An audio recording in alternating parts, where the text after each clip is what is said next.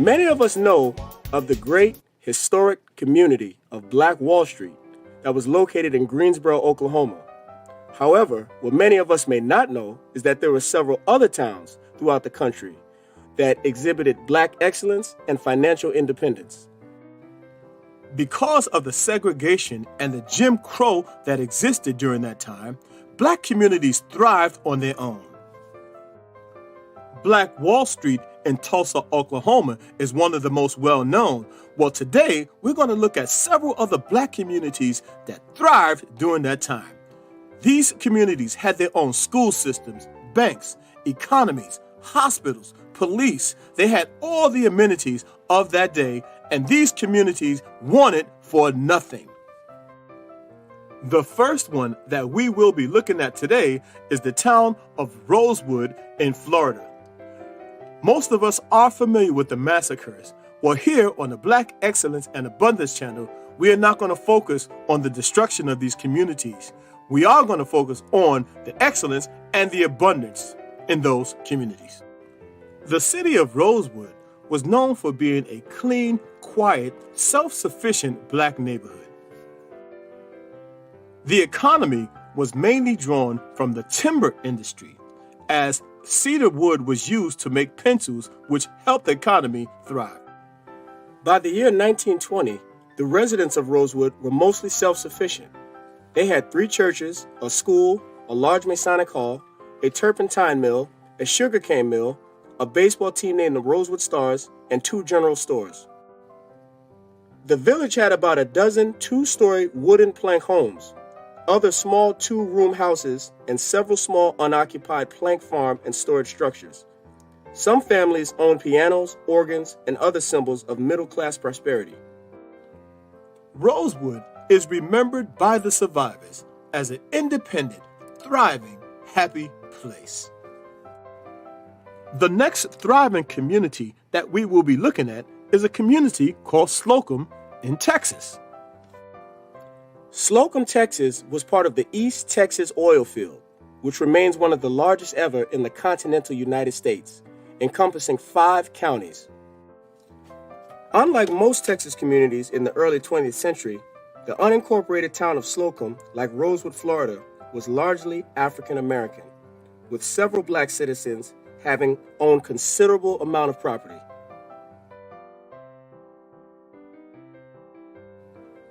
The residents owned many stores and other local businesses.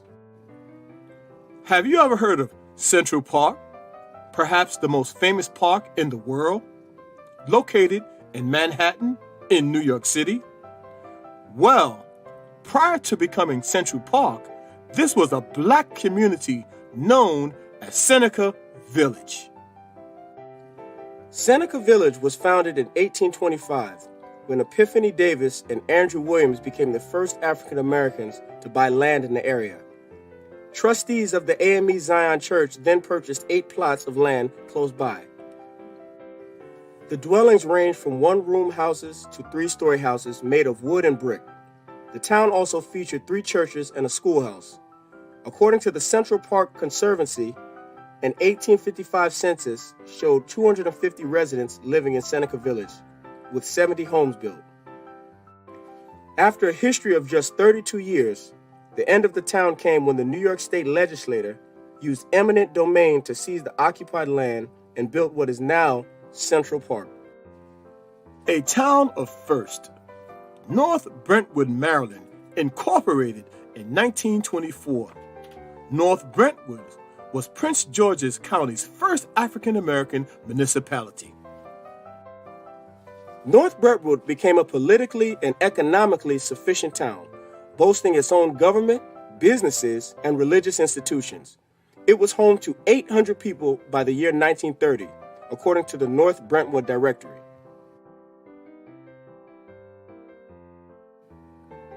The city was occasionally flooded after heavy rains, but a levee was finally built by the United States Army Corps of Engineers in the 1950s. It still exists today, with a population of 517, according to the recent census. Another town that's still in existence today is called Weeksville, New York. Although not known by that name, the name that you may recognize is Bedford-Stuyvesant, Brooklyn. And I must admit, it's my hometown. It's where I was born, where I grew up. Weeksville was formed in 1838 by a black freedman named James Weeks after he purchased a large amount of land from Henry C. Thompson, another free black man. The town, located in what is now the Bedford-Stuyvesant region of Brooklyn, New York, became the second largest community for free blacks in the pre-Civil War era.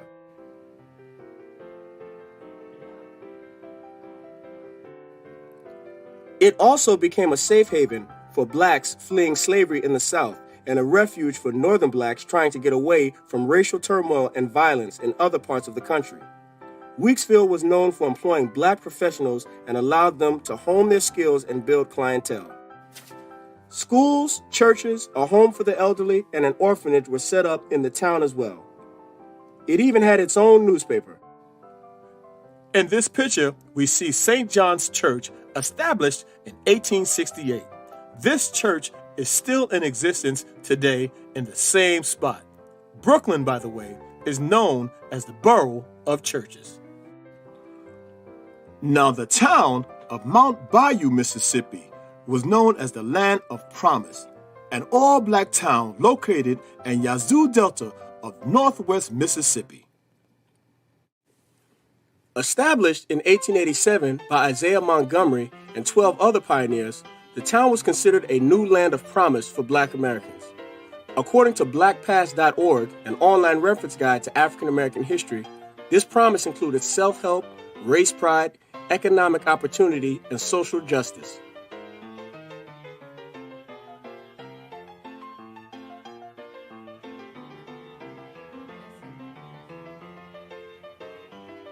The community was also self-segregated, which limited interaction with whites until integration was an option.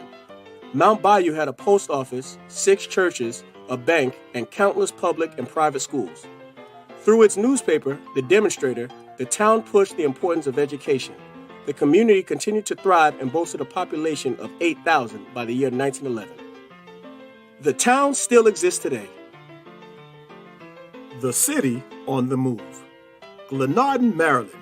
Glenarden got its start in 1910 when a black man named W.L. Smith purchased multiple tracts of land and formed a residential community of about 15 people. The small town, built near the Washington, Baltimore, and Annapolis Electric Railway, flourished over the next 3 decades and developed into a middle-class suburban neighborhood. A 2-room schoolhouse and the St. Joseph's Catholic Church were constructed in 1922. The community then petitioned the state legislature for incorporation as the town of Glenarden, according to the City of Glenarden's official website. The charter was approved on March 30th, 1939, making it the 3rd predominantly African-American organized town in the state of Maryland. By the late 1940s, there were 51 houses in the area, along with a post office, barbershops, 2 restaurants, a dry cleaner, and a gas station.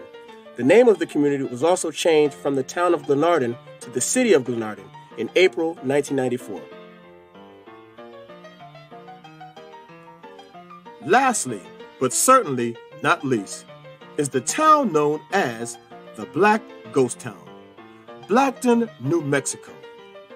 This modest town of Blackton was founded by Frank Boyer and Ella Louise Magruder. It was the first all-black settlement in the New Mexico territory. By 1908, Blackton was home to approximately 300 residents and 25 families. Altogether, these families owned about 15,000 acres of land. The town was complete with a blacksmith shop, post office, hotel, and the Blackton Baptist Church, which doubled as a schoolhouse. Cotton, onions, sugar, beets, and cantaloupe were among many crops grown on the land. Of all the towns on our list, this is the westernmost town, as it was located in New Mexico. In addition to the most famous of them all, Greenwood, Oklahoma, known as Black Wall Street, there were several other thriving black communities.